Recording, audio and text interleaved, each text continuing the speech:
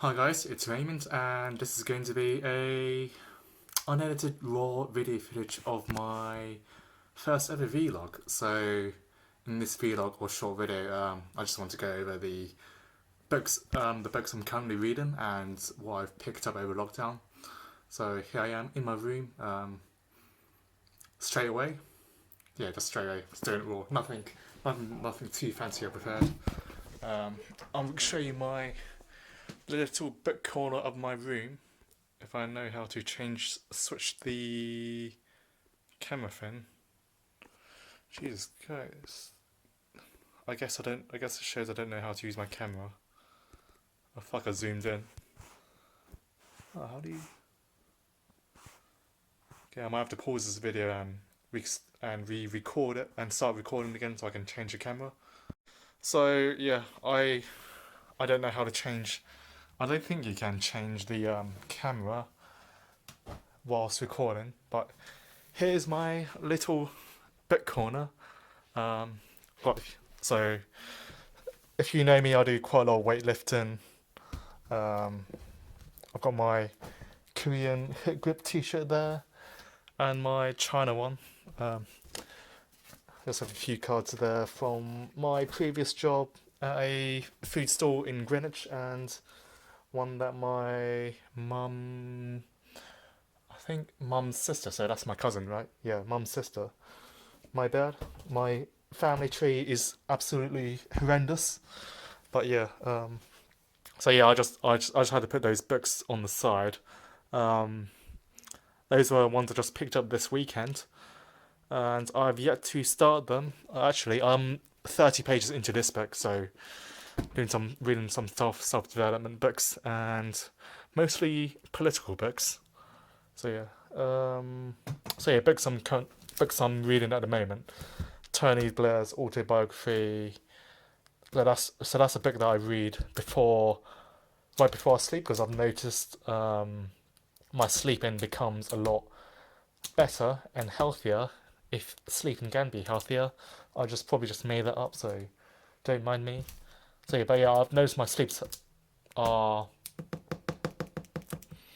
getting. I am getting a brain pause. It's just better in either way. So yeah, that's my nighttime reading. And books that I read usually after I eat dinner. This will vary. Um, so I started this, and this one as well. So I'll choose depending on what I'm feeling. So yeah, these are my post. These are the books I read after dinner. Atomic Habits, a self-development book. I've finished reading that, so I put it on the side. Barack Obama. This is Barack Obama's 2020 autobiography. Finished reading this. This one was quite interesting. But it was it was slightly hard to grasp some concepts because I'm not too familiar with the American political system. So there's that. Put that into the reading pile. And David Cameron's 2018 or 19 autobiography. Read that as well. Put it in the other pile. And Gordon Brown. This is Gordon Brown's autobiography. I think 2017. So these are the three books that I'm reading. That I'm reading after dinner. So yeah, Tony Blair. Usually read this in bedtime. But yeah, So that's all of my current books. There you can see mostly autobiographies and political books. And there's my picture of my graduation that I keep in the corner to remind myself of the uni days. I will now pause the video to change my camera again. So that's the overview of my books. So yeah, mostly aimed at self development or autobiographies. Now you're probably wondering, Raymond, why the hell are you reading so many political books? Do you want to be a Do you want to work for the government or in the government? Well, that's a good question. So, oh shit, how do I answer this question? Yeah. So, well, I guess first of all, I find it. I just find reading people, reading from people's perspective of how their lives have gone. I find it quite um, interesting and also motivating. Um, and also, I would say I'm more of a person that wants to have that likes to have a wider view on other things, and I just like to be more aware of what's happening in the world and what's going on. And and secondly, who knows? Maybe I might be a political leader. You never know. First Asian Prime Minister Poon. But yeah, but yeah, but yeah. Overall, firstly, I find it interesting.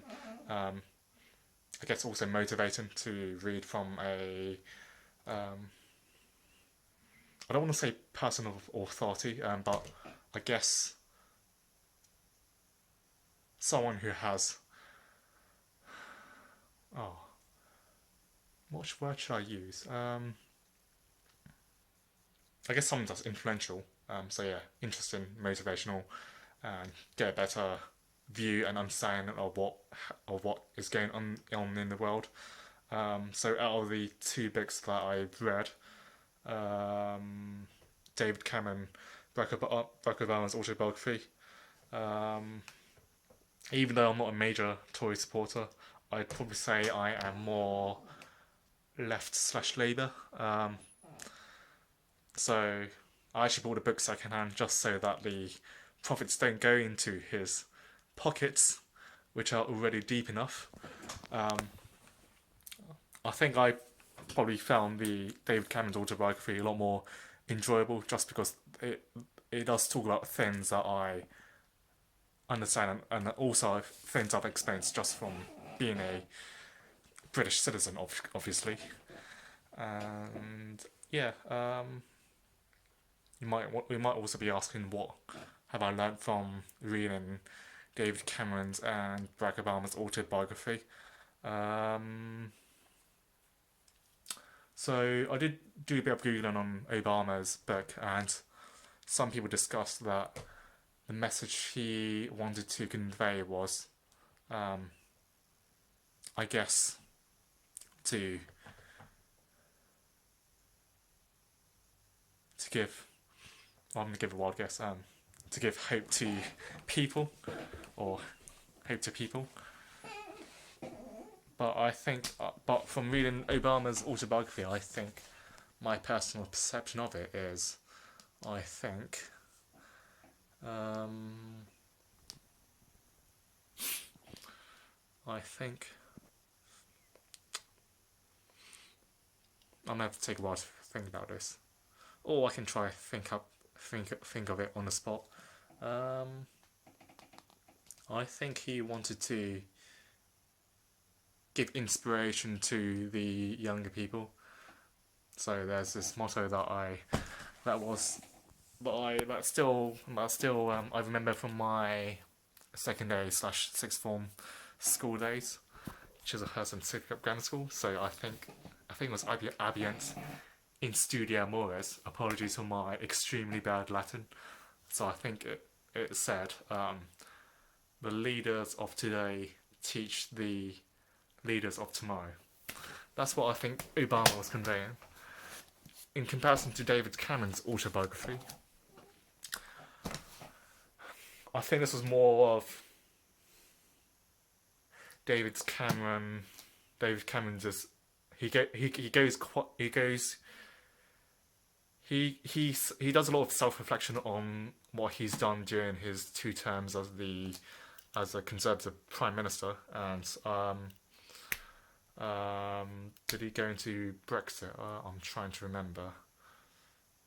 Yeah, he did mention about Brexit, and I think he wanted to. I guess he wanted to basically lessen the public's view on what he on lessen the public's view on him of how he dealt with Brexit, because I think so. He basically went into details of how he handled it and what could have done better. I think negotiation Brexit policies and terms is hard by itself, so I don't blame David. But yeah, anything else I can say about that? Not that I can think of. Yeah, I'll probably have to be better at thinking on the spot and also making stuff up, I guess. No, I'm kidding. Third book I've read, Atomic Habits. So this was a development book. This I found this really interesting, actually. I feel like I use the word interesting a lot, but those are my words. So, if I could break this down into one sentence, this book essentially gives you guidance of the systems required. So if you want to change a habit, you will rise to the levels of your systems rather than the goal that you set. So even if you get the end goal, well, what will happen after that? Do you have any other systems or processes in place to continue those goals further, and so on? So yeah, highly recommend this book. Highly recommend it if you want to do more self-development and look into some tips and tricks to be better at habits. So for me, from my perspective, what resonated with this book was that so I used to be 100 kilograms, and when I started my journey of weight loss in early 2018, I dropped 10 kilograms from 100 to 90, and the year before I dropped from around that weight to the weight now, so I'm around 82, and there were a lot of things that I've done myself, which were also mentioned in this book. So, for example, say you want to lose weight. Well, obviously you need to eat healthier. That's pretty obvious. But to eat healthier, you also want to set yourself up for success. So, a few examples: you're more likely to do something if you give in this applicable scenario what you're going to do and what time you're going to do it. So, for example, you might want to set a meal plan at a certain time. So, for example, just shortly after working out in the evening. And to do that, you might want to make it easier. So, you might want to meal prep it beforehand, or if it's a meal that you've repeatedly done the entire time, then it's going to be easier and you just do it naturally secondhand. And another example, making things hard. So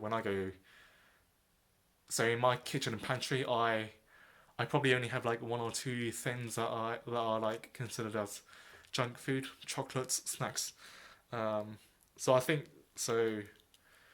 just not buying them in the first place actually doesn't allow, or it doesn't give rise to any cravings that I might have.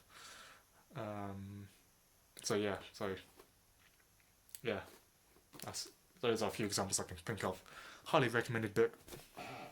Read it. And in terms of other books I'm reading, if you can see, so one that I guess I'm like halfway through is Boris Johnson's book on Winston Churchill. So I've heard from friends that I've talked to about, they have suspicions that this might have not been written by him, which I did Google. No one knows the truth. I mean, at the end of the day, I am judging the book on its written content, not not who it might be written by. So opinions of this book so far, I'm not. It's been gives goes into some sort of detail on sort of the general outline of history of World War One and Two. Personally, British history has not been a strong point of me. So, for example, if you asked me when World War One or Two started, I probably wouldn't have the foggiest clue. But I think this has told me. So I think one of those wars probably no. I think World War Two started in or ended in 1946. Don't roast me if I get this wrong. I am trying my best, but yeah. Goes in. But yeah, this goes into more of the detail and character of Sir Winston Churchill himself. I think it is quite well. I've only read one book, so I can't make a comparison between other books. So I guess that's another episode for, or if there is another episode for there to be done. Yeah. What else can I? What's left are there? So yeah, I guess I'll wrap it up. So yeah, mostly reading political books just for my own enjoyment. It's interesting, it's motivating, and it gives me a better understanding of what's going on in the world. One thing to take away from this, I think reading books, so I never read books in my spare time apart from compulsory reading in secondary school, English GCSE, and obviously in primary and nursery school. So I think reading books has actually improved my ability to read and write at work. I've noticed my writing is a lot more succinct and precise and specific. And from reading, I'm able to read documents and emails a lot more faster. Might be questionable whether I read it in enough detail. That's for another story. So yeah, reading story. I'm just going on to a mumble now. Yeah, I find reading and writing is a lot better. I also for a few days I did verbally speak out my reading, so it would take me like 30 minutes to read 10 pages of Barack Obama's pages, and for me verbal communication hasn't always been a strong aspect.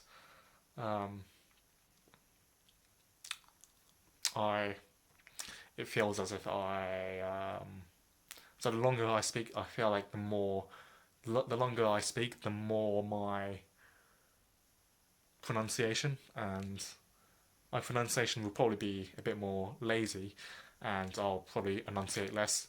I think I've also managed to correct my THs. So growing up in southeast London, I would pronounce my THs with an F. So for example, think. I'd say it like that. So I'd say think as in as think, think. Yeah. So yeah, I think I've corrected that.